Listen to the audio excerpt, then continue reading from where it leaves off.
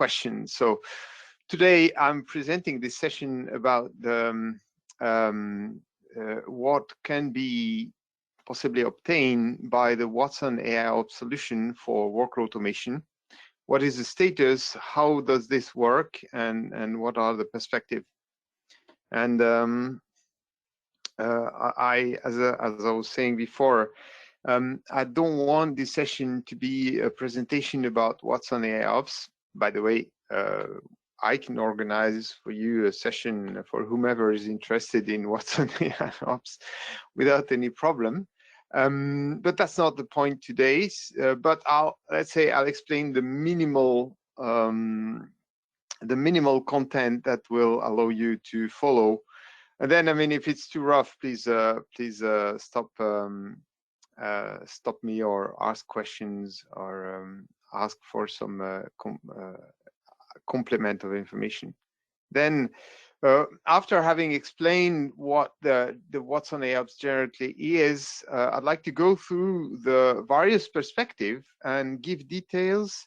What is the current situation, what is already available, what is planned, and then finish by gathering the roadmap in a more wrapped form and conclude. So going forward, I mean, if I wanted to present AIOps in one slide, that would be it. That is, if you want, I think it's very important to understand that Watson AIOps is conceived, if you want, in 3 steps. The first step is that there are a whole lot of products which are actually collecting information, collect data from the environment, and they do it their way. There are some systematic way, but everybody is slightly different, and so they collect this data and they are able to present them to somebody that queries them. The second one is out of this multitude of solution and perspective to collect them and normalize them into 5 main perspectives that express, if you want, a certain approach to the system management. Those perspectives will structure the whole talk, and so we have solution for each of those perspectives. Let me mention them. So logs, the logs produced by an IT system running, I mean, operational logs, all kinds of logs. The tickets, that is the incidents, the item that live inside an ITSM system and represent interaction with the user, typically with the problem and its solution, but not exclusively. Events and alerts, which are asynchronous piece of data that is related to a specific condition that is worth alerting, and then there is an event generated, and then it will circulate. Metrics, which are, if you want, synchronous small chunks of information, typically numerical, and that express the health of a system or certain measurements and the way the system is evolving. And topology. Topology is a description of the system in terms of a graph, if you want, made of entities and their relationships. So we have solution for each of those perspectives, and then the Watson AIOps solution combines them together into more advanced perceptions, which then mix pieces of each of the perspective and combine them to make a more complete vision of typically what's wrong. So substantially the main vision will be that the AI part will be able to create stories That is, when something happening is going to assemble all the pieces of a story and then present this story to the user. Present this story will mean mostly an interface of ChatOps. That is an interface where the AI system is able to, if you want, talk to the users where those users are, and we believe there is a constant shifting of the presence of the user into chat interface, and that's why we have chosen that one of the main interface is a ChatOps interface. Of course, enriched with all a series of views and more detailed information that come from a little bit all the parts. They say a demo is worth 1,000 words, so why not have a very short view? So here I am in Slack, and I am in the AI for IT workspace, and I am in a channel which is fed by our solution Watson AIOps. This is a demo, and by the way, it has nothing to do with workload automation, but it's just to give you a perspective on how the objects that we're gonna describe can be formatted inside this solution.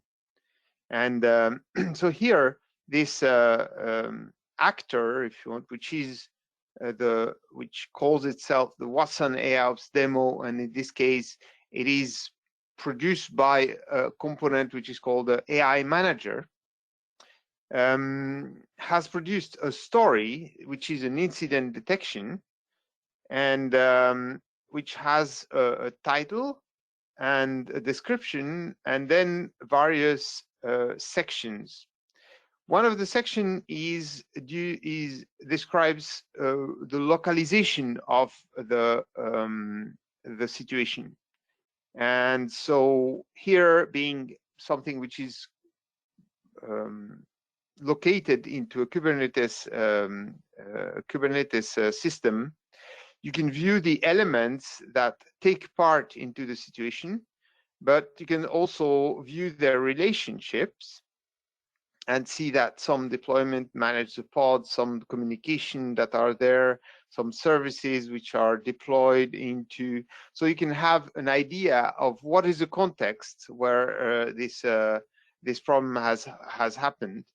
And then the localization and the blast radius, they express, if you want, so when I clicked, you saw nothing, but actually a new window appeared on my desktop, and here it is. And the blast radius expresses where is the problem inside the topology, that is the entities and their relationship, and what are the pieces which are close enough to the piece that have a problem to be potentially impacted. So there you can see you have a problem, I don't know, on a database which is making a lot of jobs fail, and then you can see where are potentially the flow, what flows are impacted and at risk of being delayed because of that outage. Comments? Okay, maybe you can go on mute. And actually, so this interface is the perfect interface to perform analysis on the problem. Gather all the elements, filter them, view only the elements which are relevant, and then quickly understand with the visualization or with the suggestion that the product gives, understand what is the real cause. But and of course, it is important to view what were the elements that took part in forming that story. And for this, the product is gathering from various perspectives. So there are logs, there are alerts, and if, for instance, I take an alert, it will directly bring me to, in my case, my alert manager, so event manager, which is NOI, and give me here the possibility to view what are the events which are related to this problem, and eventually understand how they are connected to each other. What is the topology that is connecting them as pieces of the system, and also have the possibility to react, that is, suggest a runbook. If you have an association, which is, in this case, there's no AI still, but there is a direct association, and you could execute a runbook and then maybe remediate something like rerun a job, or submit some other some other job stream that will correct the situation or clean up. So there is also this ChatOps acts as a kind of neuralgic point of concentration of the information, but from there you can go into the various parts of the infrastructure and see and act and view more information. We also have a system which takes the past ticket information parsed by a natural language processing system. For instance, here I'm looking at what is my main problem. I can see that the system has seen several incidents that were relatively close to it, and so it's suggesting them, and is also suggesting them to build my story, that is my track of reaction, that will be my reaction to this particular event, but build up on past reaction that happened on past events. So I would stop here, and I hope this gives you really a very brief view of what Watson AIOps is, so that now I can go and cover what it takes to bring the workload automation data into that perspective. So going back to the various perspectives of the data that can be ingested by the Watson AIOps solution, each of them have potential part of workload automation data which are fit for the kind of perspective that can be ingested. The events perspective, that's not new. There are job events, so things that happen, status evolution. There are also critical path events, but there are also events related to the availability of workstation, of the various place of execution of the workloads. Metrics is another interesting topic, even though maybe it wasn't covered very much until now, but the idea to have a regular snapshot of how many jobs are running. We heard for years the requirement to be able to be alerted on a queue of jobs which are in ready and are not executing fast enough. So the buildup of some queues. So describing these queues, describing the health of the system is certainly of interest for a workload automation environment. The topology, there's definitely a topology, and we'll see what we can propose on that, that spans both the elements of the workstation, how they are linked, how they are connected, where they are mapped into the system, but also the workloads that get dispatched on those links, on those workstations, whether statically or dynamically. The logs, there is definitely a double interest here. I mean, one is the product logs, so to know what the product is saying, and the health of the product as it is expressed by the message that come into the logs, but also the job logs, which can be an indicator of the health of an application. If something went wrong, if if a retailer comes up in the morning and has the wrong data into the system, so maybe it would be a wise decision to repair something before opening the shops. I don't know. I mean, quite sensitive situation, but it can happen. So this double value of the logs. And then incidents, of course, incident related to workload automation can form an important part of the life of a CMDB, but also all sorts of corpus of instructions. In Z, it is formalized as operator instruction, can be viewed as a set of text, a large corpus of text that can be very informative about how the workload behaves and how you should react in case of a special condition. As I said, I mean, stop me if there are some, if you need some complementary information. Otherwise, I continue and I will go down into the details of each of those perspectives to describe you a little bit what we can do on each of them. So the event maybe is the first one and is maybe the simplest one. So there are various type of flows of event which are known since quite a lot of time, and actually integrating workload automation with netcool and its predecessor has been always an important requirement for us. So the flow of data about the status of job, the flow about the status of the workstation, these are both important.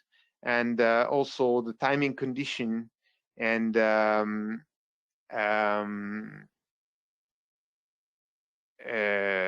yes, so these are the types of events. And I see here a question by Nigel. I think your question can be published. You want to repeat it to the whole team, or should I? To add object versioning, can the object versioning be added? So kind of scenario, job abandons and AIOps suggests a code change. Well, yes, definitely. We haven't quite entered into the topic of change, but as you could see into the short demo, some situation can be recognized, and when there is a match with a known situation, the system is able to suggest some reaction that could be a code change. Now, with the latest version of AIOps, we also have a system which tries to address the code changes in a more proactive way. And that is, it is a preventing risk proactive risk calculation about potential changes. And it's a system that connects to DevOps system and uses the past corpus of incident and tickets that have happened related to a certain kind of code change or a certain kind of, let's say, change item deployed into the environment, and use that to calculate a score, a risk score, over a certain change which is planned to happen next. And according to this score, this allows operations to be more or less cautious, so to feel ready to go, or to consider that, yeah, maybe some extra tests would be needed, or some extra boundaries and cushion in terms of some extra leeway time that could allow some repair if a change is high risk. So we do provide now preventive risk scoring for the change management. And even though this has never been done, but I see no problem that the DevOps mechanism that were proposed earlier, or any other DevOps mechanism applied to workload automation, can take part of that mechanism and receive a change risk score. So good question here, and I think, I mean, this is part of the answer. Of course, I mean, you can also have a smaller loop. That is, you can say, hey, I mean, as soon as I detect that the problem I see in my workload automation is linked to a change, let me back out the latest modification that has been done. This is maybe a little bit more brutal, but can be effective. I don't know. I mean, then it depends on the situation, what is suitable and what can be accepted. Nigel, you want to comment, or is that a good answer? Well, were you expecting something else? All good. Okay, perfect. So how is this? Let me try to explain what kind of architecture is needed for this event perspective to flow. The events are generated by the agents and by the master. So the agent and the master have the role to select what kind of flow. I say generic flow because the kind of choice that you have at this level is just to say, I want to see only the main events or all the events, or and then there are possibilities also to mark certain objects as priority objects, and they will, all their updates will be forwarded, whereas the status change for, let's say, ordinary objects will be only sent for the end state. I mean, if they're going a band or if they're finished. If anybody just wondered why was this button monitored, that is found on the definition of the job, that's what these priority updates mean. And then these objects are forwarded. I mean, let's take an IBM Vision, let's say, and suppose you are using NOI or Netcool. These events are forwarded to the object server, who has a role of deduplication, can correlate, and can do also simple topology correlation, simple and even not so simple. That is, it can build some statistics, it can build some seasonality statistics and say, hey, at this period, I mean, especially with regular objects like jobs, I receive a failure notification always on Tuesday at 10 a.m. So, I mean, this can be something that you might want to look for, know that it happens on Tuesday at 10 a.m. and maybe correct the root cause, find the root cause and correct it. And of course, the object server is able to take actions on some events. We've already discussed about that. In addition to that, the AI manager, if you want, the blue round AI thing that was on the slide before, is able to merge the different perspective and will be tasked with building the stories and the other abstraction that you kind of saw into the demo. So that's what covers the topic of the events. Moving now into the second perspective, the metrics, which, let me remind, is a kind of regular, almost synchronous snapshot of small numeric indicators, but that can be very numerous, but are individually are small chunks of data that kind of describe the evolution of the state, because you receive one value every 30 seconds. And so clearly you can do some trending analysis. And there, the current availability for metrics is not very great. I mean, we have few things on that, but there was an integration with APM, but I mean, not too sure how much it still works. But there is in plan to use, in roadmap, to use the open metrics. That's one of the part that Marco described in the morning, and use this new protocol, which will allow us to enable a flow to go to Prometheus, also Instana, Sysdig, but also other more or less competitors like Elastic, but especially Dynatrace, New Relic, Datadog, all sorts of frameworks that we see in the market that cover this APM market.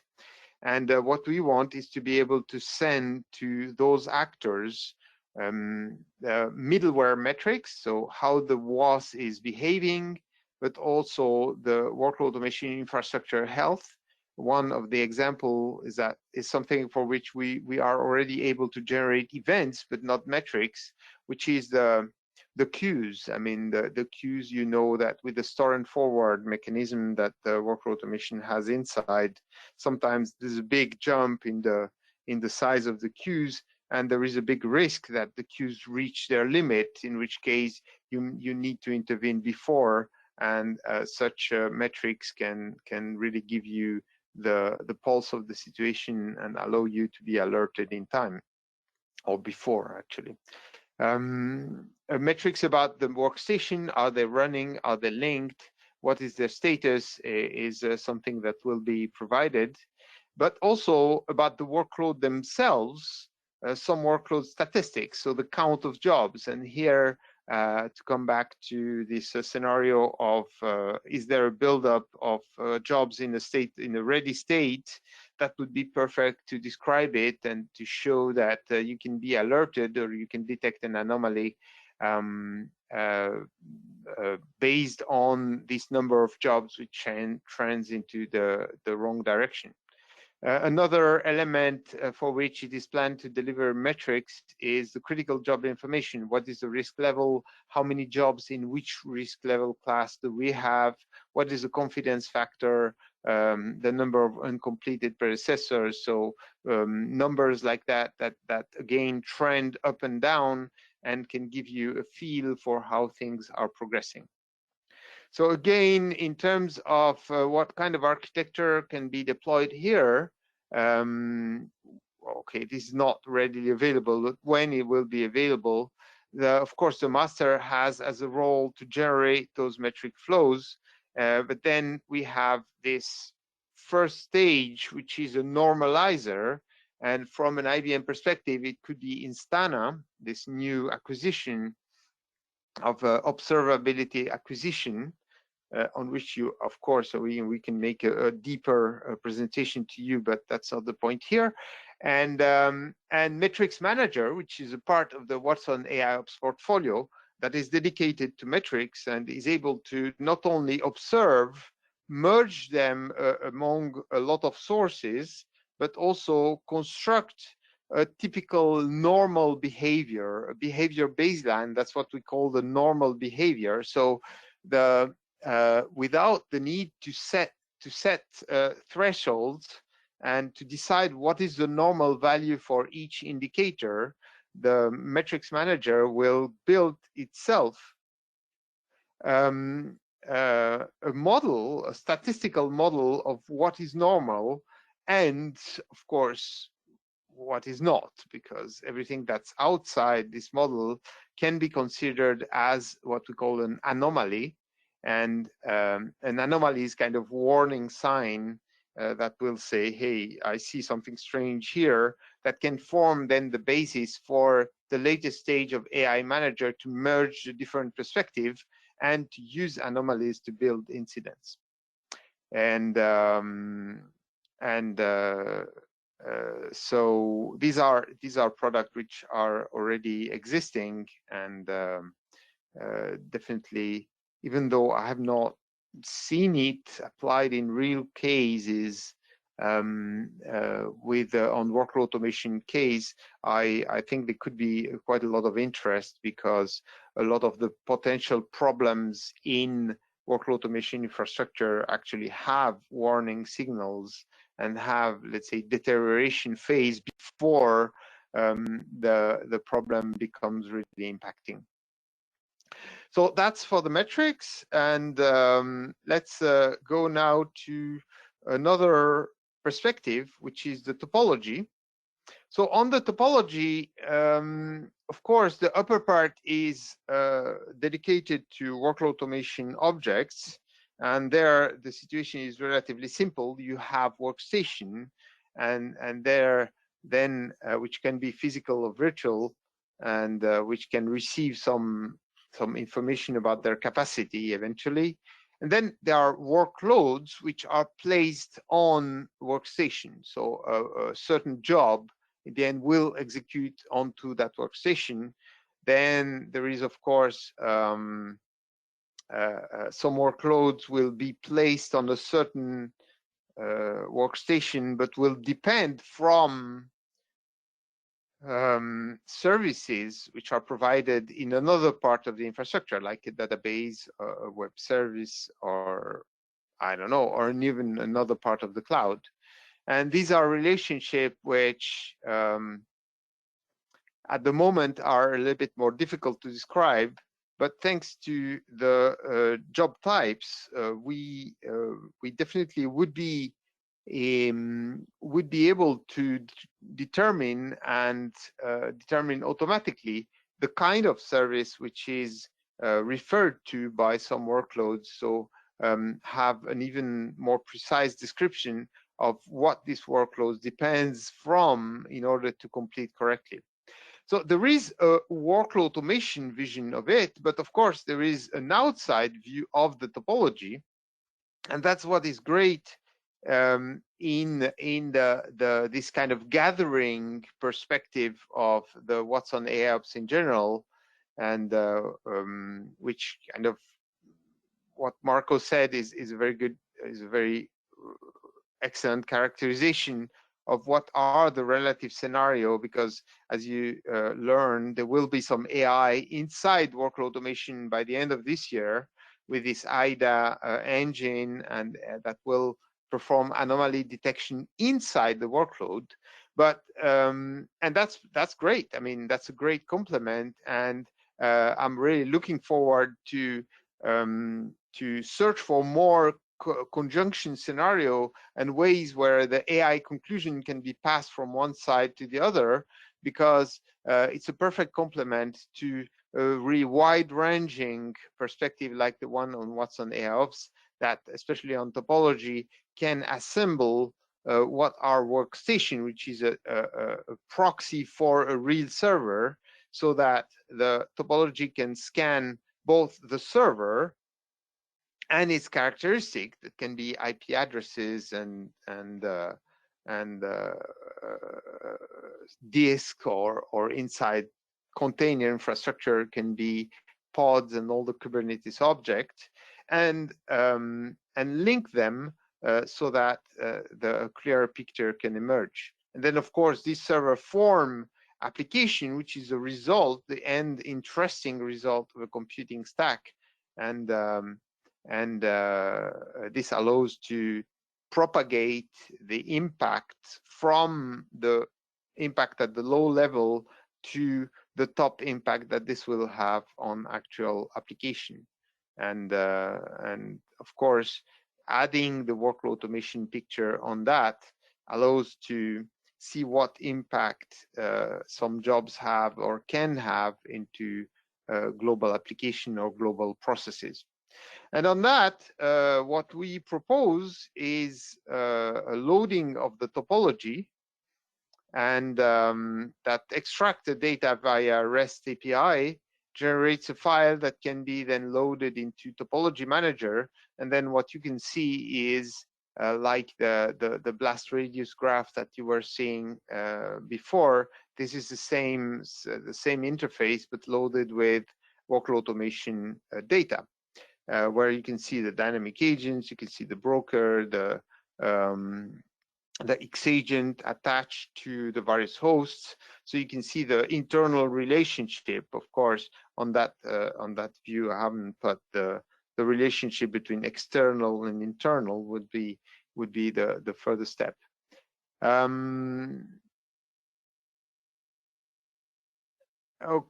Okay, so another question from Nigel. So AI manager, so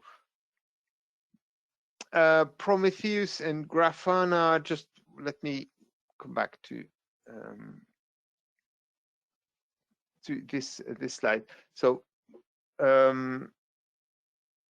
Prometheus and Grafana, which is more like a visualization interface, but Prometheus definitely is a provider of metrics and topology information to the various channel, the various perspective, as metric or as topology that can feed AI Manager. So the fact that with version 10 and even earlier at the level of the container, Workload Automation will be able to generate a flow which is compatible with Prometheus, means that you will be able to have Prometheus, which is an open source, right, component. You'll be able to install this open source component and attach it to the flow and have Prometheus receive metrics about about workload automation. Now, of course, I mean, those pieces are mostly for sale. That is, we sell it. We think we have an AI family which is a good, let's say, perspective and a good set of choices about how you can use AI to improve operations, and we sell it on the market. So it will not be included inside Workload Automation, but there will be a possibility to integrate with it. Hope that that clarifies the I mean, the kind of deployment perspective. So coming back to, I was saying in the topology, so we already provide the possibility to extract the information from a Workload Automation instance and load it or format it into a format which is readily loadable inside the Topology Manager and can become part of the elements that the topology sees to display their internal relationship, like in this case, or the relationship they have with other CIs, like might be in a lot of cases. And the interaction here, the architecture diagram here is like the master will provide the list of of entities and be able to provide them their detail, and also the internal relationship. That is the relationship that exists inside Workload Automation, the relationship between workloads and their workstation, among workstations, like the host relationship.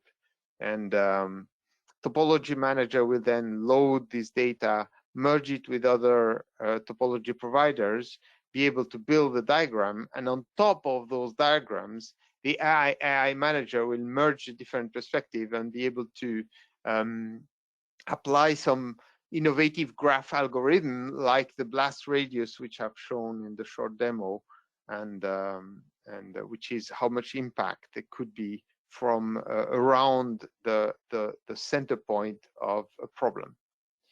And yeah, this will be the topology part. Let's now go to the logs. So the logs, as you know, I mean, they are okay. The product logs can already be loaded into a system that is then made available by for AI Manager. But speaking more specifically about the topics of the more difficult topics of the job logs, we have an integration with Elasticsearch. I mean, it's a kind of it's just a piece of code into a GitHub, and with a simple example, which is more describing how you can do it. But there is also a more complete example in Python with which you're able to load this kind of log and have the results. So the result on the right here is a query to Elasticsearch for some logs. So you find, of course, that now it's very small, but the text of the log is one of the fields, and then you have all sorts of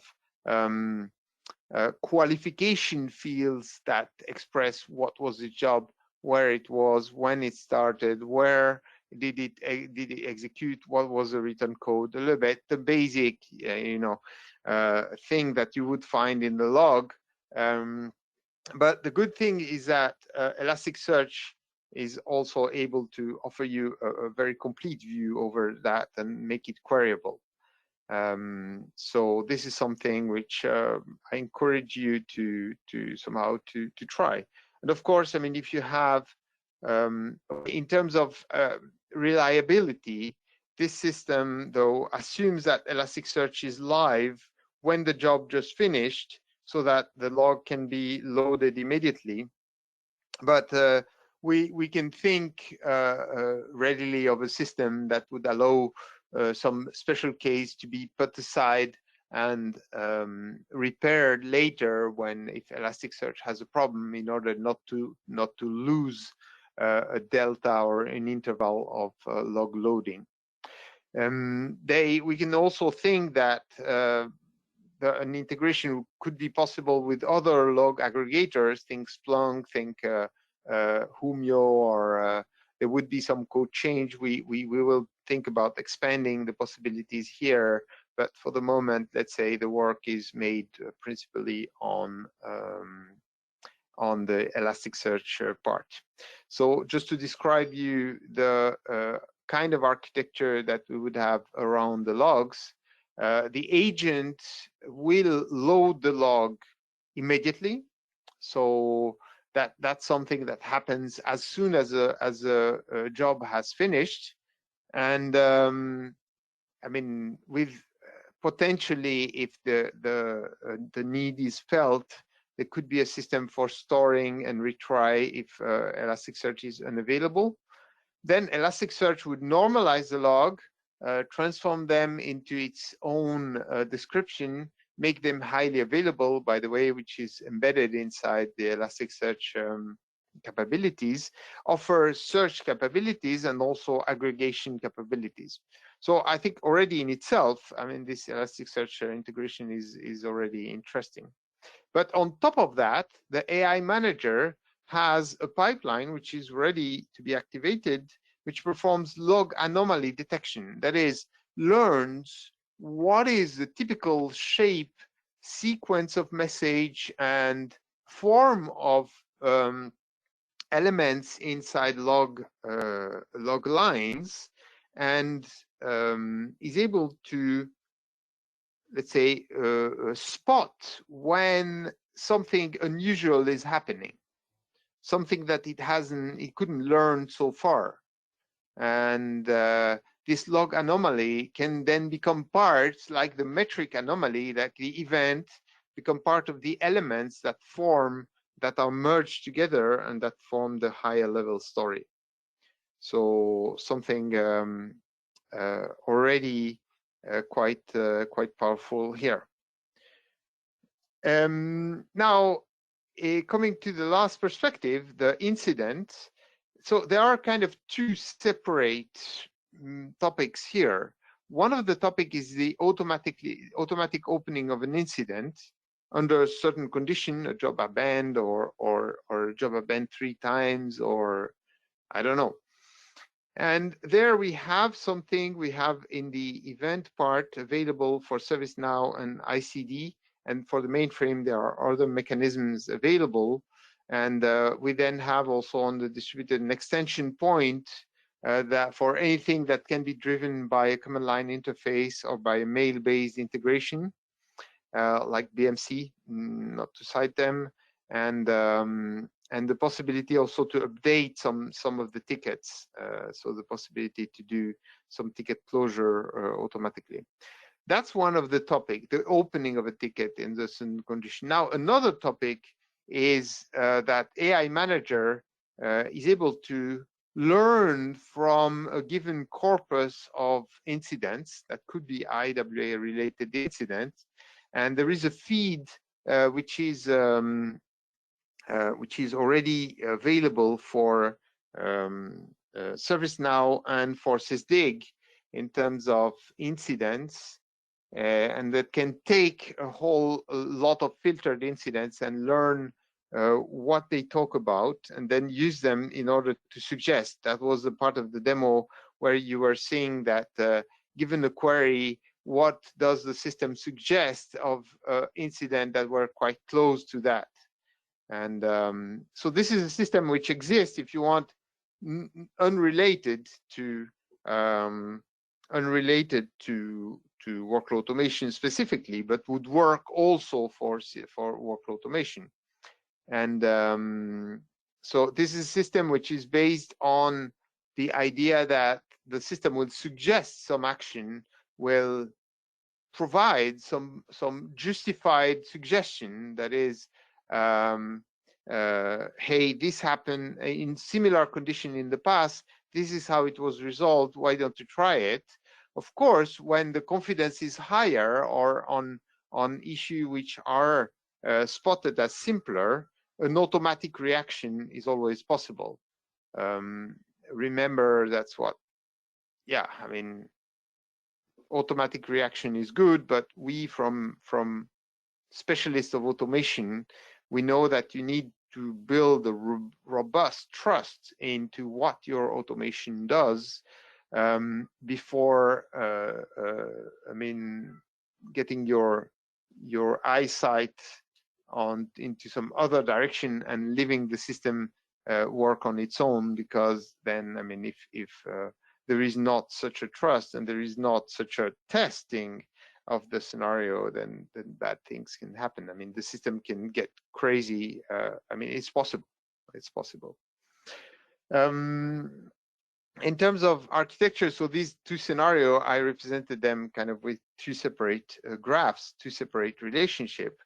One is the master providing tickets to the ITSM, and another one is to provide a set of incidents for learning, and AI manager can then learn on a set of incident and feed the mechanism for similar incident suggestion. So we've gone through all these perspectives. So as you can see, there is a good already contact which is possible between workload automation and AIOps. If I wanted to summarize this for the distributed part in, let's say, the current status and the future status, I would say that you already have something for all the perspective except the metrics one, which I think is quite great. And then in the future, we intend to improve most of the perspective. First of all, delivering a more systematic metrics perspective starting this year, and then more generalized in next year. But also for the events, we would like to straighten what are the choice to pass flows, what is the most efficient integration, how we can modernize those integration. Then on the topology, we'd like to be able to provide richer details on certain entities. And the logs, of course, this is at the moment, this is kind of a suggestion, kind of template to copy this GitHub solution, but we'd like to make this more systematic and have a better documentation for the deployment. And for the incident, we'd like also to expand and extend to other parts, and also our internal product, a control desk, which is still quite diffuse on the market. Now, taking the perspective of the ZOS, there are different flows, different paths, but there are presence of the events through NetView, for the topology through the file observer. So the mechanism that is described here is also valid for the Z. The logs, we have the common data provider, and for the incidents, we are it is possible to pass them through system automation and open incidents. And then in the future, we'd like to extend, make that richer, and a little bit make that more systematic. So these are substantially the perspective that you can take. Of course, let me tell you, as you can see, these are systems where there are unfortunately, for the good or the bad, quite a lot of moving parts. And so any non-trivial deployment will need some tuning and to see what is the situation, of course, because there are, I mean, I don't know, we don't want to force you to take Elasticsearch if your strategy is to go with Splunk. We don't want to force you to take Netcool, even though it's an excellent product, if you have something else. So this kind of tuning will be needed in most of the situation, and especially given that out of the 5 perspective, I mean, maybe probably you don't have IBM on all 5, alas. But so we consider that there will be each situation will be a case per se. But we're ready to face that, and we also consider that the solution itself is rapidly evolving. The AIOps 3.1 release 3.1 just came out less than 1 month ago, has already many more features, and so this is the focus. This is a very high focus inside IBM, and so the evolution is very quick. So coming to my last slide, just if you're interested, then look what you could do, what is feasible, join up with your internal team, which maybe is already active in your company, and say, hey, there is also workload automation, and then bring me in. And I can guarantee that we'll find what is possible, and you can quickly have a good vision of where you could progress, what is already available, and how you can make and how you can make progress that benefit everybody in the company. And yes, with that, I'd like to thank you a lot for your attention. I see I didn't leave so much space for questions. Yes. Points. Does anyone have any? Hi, it's Mark Delaney. Hey, Mark. How you doing? Hi, I'm good, thank you. A great presentation. Just on your slide 17, if you wouldn't mind going back, please, just so I've got a perspective on where it says these perspectives, these events. So you're doing EIF forward, and is that coming from a log file adapter pointing to an omnibus probe, which you can do at the moment? Is that what you're referring to there? No, actually, I mean, the EIF has been the one most common. I think the log adapter probe is another alternative, which in some, probably from a performance point of view, is even better.